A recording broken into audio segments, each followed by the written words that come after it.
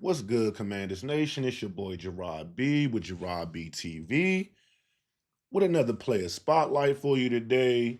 And today we talking about a rookie who might be the steal of the draft and is already a week one starter. NFL Network Steve White calls him to talk of camp.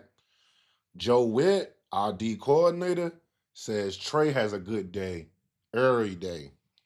And outlets like Sports Illustrated, the New York Times, and Commanders Wire, they're all saying the same thing. Trey Amos is already playing like he belongs. Let's break it all down how he fell from pick 61, why he's thriving in camp now, and why he might just be Washington's next lockdown corner. Hit that like button, hit that subscribe button. It's Gerard B with Gerard B TV. Let's get it. So Washington secondary, we needed a reset, right? Michael Davis, horrible. Benjamin St. Juste, trash. Y'all saw the clip of him in Los Angeles the other day. Emmanuel Forbes, first round hype, didn't live up to it. Don't know what he gonna do with himself, right? He didn't even finish the season here, right? Letting you know AP and them, they're not playing, man. They're not playing. All right. DQ and Joe Witt, they wanted a long physical boundary corner to fit their aggressive press man scheme. When a potential first round talent was still on the board at 61, AP jumped at it. The reason why he fell, per ESPN's Jeremy Fowler, it was a back injury during the pre-draft process that got flagged. It wasn't a major red flag for us, but it's not, and it wasn't expected for it to impact his season. But for other teams, it was enough to pass, right? But 6'1", 195-pound corner, 4.43 speed, 10'6" broad jump, long arms, and SEC production slid right into our laps, man. Right into our laps at 61, right? In his lone season at Ole Miss, he had 13 starts, 50 tackles, SEC leader in passes defended with 16, 3 interceptions, first team All SEC honors.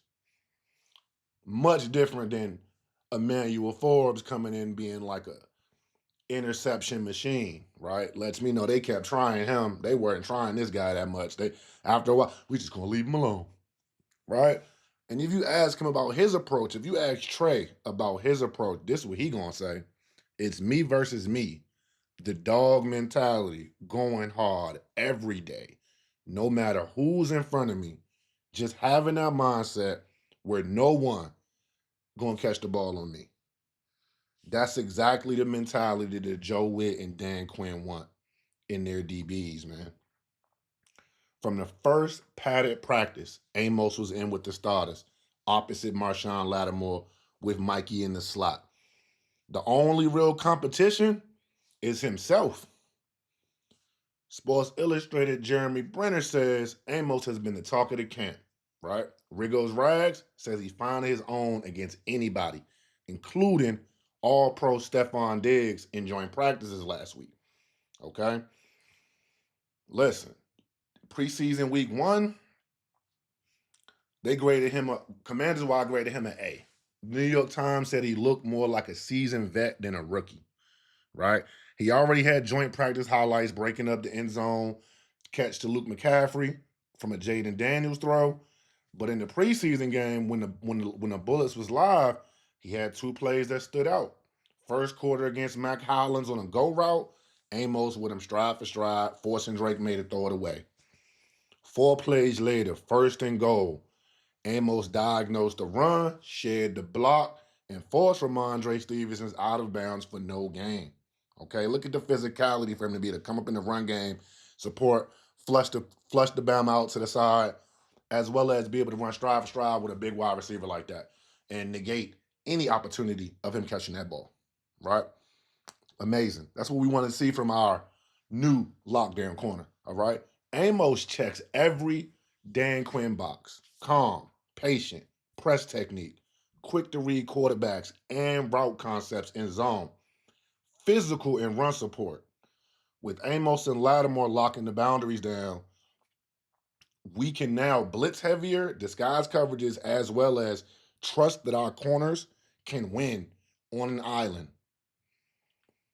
Now, the real test is coming soon. In this division alone, Trey gonna have to see CeeDee Lamb, A.J. Brown, Devontae Smith, and Malik Neighbors. That's 6 games against some of the best route runners and playmakers in football. It don't stop there. Early in the year, we got Green Bay with their young talented receiving core. Then you got Atlanta Falcons, who got one of the league's more balanced pass catching units, right? Then that middle stretch, we got Ben Johnson, Coach Bears offense, Patrick Mahomes and Andy Reid, Detroit Lions, their stacked attack, the Miami Dolphins with their track team speed. Then late in the season, the challenges don't ease up. We got Denver Broncos with Bo Nix, right? That underrated passing game. And then the big one, Justin Jefferson, Himothy, okay, and Jordan Addison with the Minnesota Vikings. Man, that's a gauntlet. And if Amos can hold his own against that list, we won't just be talking about a promising rookie anymore. We'll be talking about one of the best young corners in the NFL, point blank and period. Okay? So, Commanders fans, is Trey Amos the steal of the 2025 draft? Can he go from the talk of camp to the corner nobody throws at by week 17? Drop your thoughts below, smash that like button, and subscribe so you don't miss the next spotlight. Because if Steve White, Joe Witt, Sports Illustrated, New York Times, ESPN, Commanders Wire, everybody that's anybody is saying the same thing about Trey, he already might be that dude. So hit that like button, hit that subscribe button. This Gerard B TV, where Burgundy and Gold never fold. We out.